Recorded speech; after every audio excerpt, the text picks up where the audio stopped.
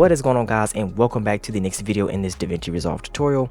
Today we have a rather technical lesson, but a very powerful one. So just sit back, get yourself a cup of coffee, and let's go ahead and try to wrap our heads around something called the color space transform. Okay, all right, let's jump right into the software.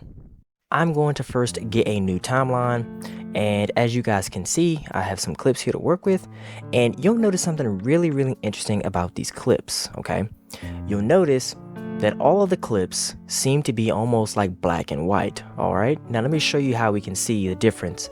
See how these have more greens popping and colors of people's skin tones, but if we go over to my B-roll clips here, you can see that this is more like a muted tone. Okay, that's because this footage was all filmed in a certain color profile or a certain color space, and that color space is called SLOG 3.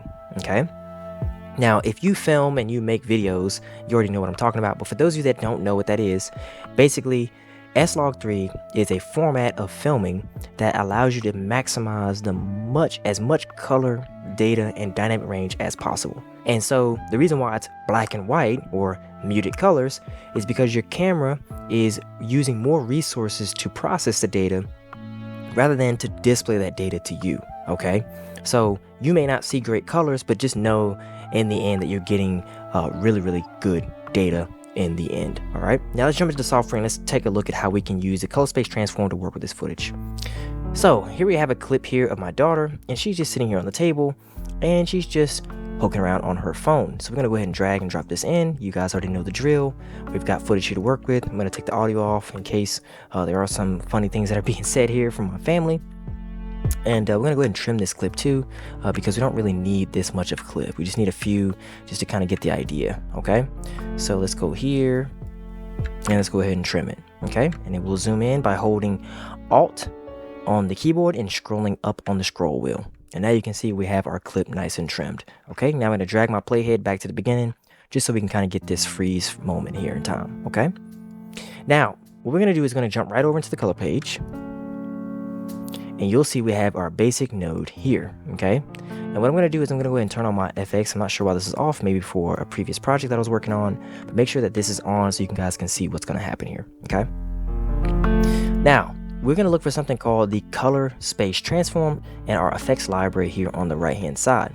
If you don't see this, you'll just need to simply click on the effects button here in the top right, and these will now appear here on the right. Okay, now obviously our color space transform is usually somewhere up at the top where it says resolve FX color. Go ahead and click on this, and we need to actually add another node, so you can do that by right clicking on this one and hitting add node, and then go into add serial. Or you can also hit Alt S while you have this one selected, and that will create another node right next to it. Okay, so now we have the second node. The reason why I wanted a second node is because I didn't want to affect my first node. I want to kind of keep a clean plate to go back to in case this one gets really bad. I can always just delete this off and start back scratch and go back to Alt, S, and make a new node. Okay, so we're gonna now go over to our color space transform. We're gonna click on it and we're gonna drag it right onto the second node. Okay, now what we're gonna do is we're going to look at the input color space. Now remember, I told you that I knew the settings that I filmed this in. You may film, or your footage may be filmed in a certain way. One way you can actually find out, I think I mentioned this in one of my previous videos, but you can actually click on any clip and there's like a little I button right here, and you can actually hit I, and it can tell you a little bit of details about the clip, but you really just have to know what color space that you were filming it in. Okay, otherwise you just will not be able to work with the color space transform. So you're going to need the data. Okay, you need to know what camera it came from and what color space it was filmed in.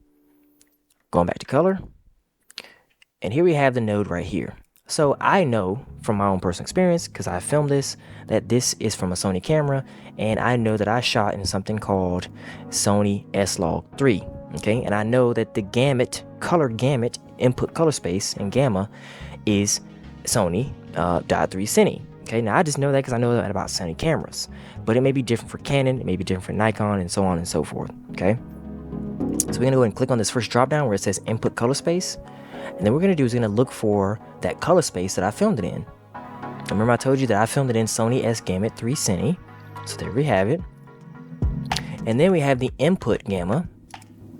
Again, I told you guys that that was in Sony S-Log 3. So we're gonna go down here to Sony SLOG 3. Now watch what happens when I click on this. Boom. There we have it. Now you guys can see our colors here are here. All right. We have preserved our skin tones and we have an image that has some color. All right. So let me show you that again. So Control D before, Control D to enable, disable, enable. All right. So now to conclude with one last piece to this color space transform, and you need to have an output. So we're going to go over here to the output and we're going to click on this and we're going to change this to Rec 709. And we're going to change this one as well to Rec 709. Okay, so now we have a Rec 709 properly colored image, and Rec 709 basically means this is like proper colors. Whites are truly white and reds are truly red, so on and so forth. It is perfectly balanced and color corrected basically. But actually some Rec 709 profiles on certain cameras are actually not perfectly balanced and they have certain hues, and you'll be able to see that in your waveform and scopes. Okay. All right, so now that we have gotten this color corrected, now we can actually go ahead and look at our scopes down here on the bottom right corner, and we're going to change this button here to from vector scope to waveform. Okay, now this is where the color space transform gets really cool. Did you notice that the term color space transform has the word transform in it, in terms of you're actually transforming or you're changing the color space? Let me demonstrate what I mean by that. So right now we said, hey, DaVinci Resolve, I filmed this with a Sony camera, so make it look like a Sony camera. But that, you can change that. What if we said, no, we didn't film this with a Sony camera? Let's say we filmed this with among one of the most coolest cameras like RA Gamut 3. And let's say the profile now is, RA Log C3. Now you're starting to see it starts to change the look a little bit. Look at how the highlights are, right? And you can change this. You can change the RA Log C4, right? And RA Log Gamut 4. And RA Log, you can start changing all these different looks. And my, look at that. That significantly changed it when I changed it to RA Gamut 4, RA Log C3. So that's a completely different look than what we had before. Okay. Now, if you wanted to get an idea, if you wanted to play around with different versions, okay, here's a cool thing you can do. If you go over here to your clip here and you right click on this and you go over here to where it says versions. Okay. You got local versions and you have your version 1. We're going to go and create a new version. Okay. In fact, this version right here, I'm going to rename this and we're going to call this the RE one. Okay.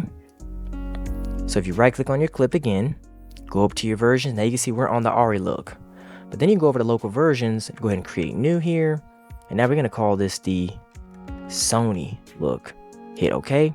And now we're on the Sony look. And the reason why you know that is by right clicking on the clip. And you can see that we're on the Sony one. And so now let's go ahead and make our changes back to Sony here. And notice how we can flip flop and take a look at the difference. So this is now Sony SLOG 3. And this was Sony S Gamut 3 Cine.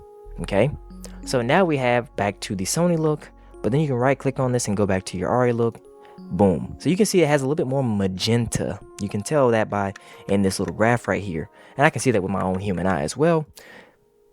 But if you look at the Sony, it has a little bit more warmth. Actually, it looks more green, and we can actually see the green right here on the histogram, okay, or on the waveform. So you notice that different color spaces actually cater and lean into different colors. All right, and that's really, really important when you start getting into these different color spaces. Different cameras, different lenses render different colors. All kinds of things affect colors. All right, and it took me a long time to realize this. It took me a long time to realize that certain camera settings, even in certain codecs, lean into more colors, and you just don't know it until you learn your camera and learn what look works best for you. Okay, but just know that you always have the ability to transform it into another color space. Now, it's not a true RA log look, obviously, but it definitely is pretty cool. It does definitely start to treat it in the same way and has kind of similar highlight roll-offs and things like that. Okay, so definitely play around with the color space transform. And with all that being said, I think that is a lot of information out through you guys. My goodness, I think that right there is going to conclude the color space transform for now. There's so much you can do with it. You can do all kinds of color space transforms and input one way and then change it another on the output, and we'll get into that a little bit later.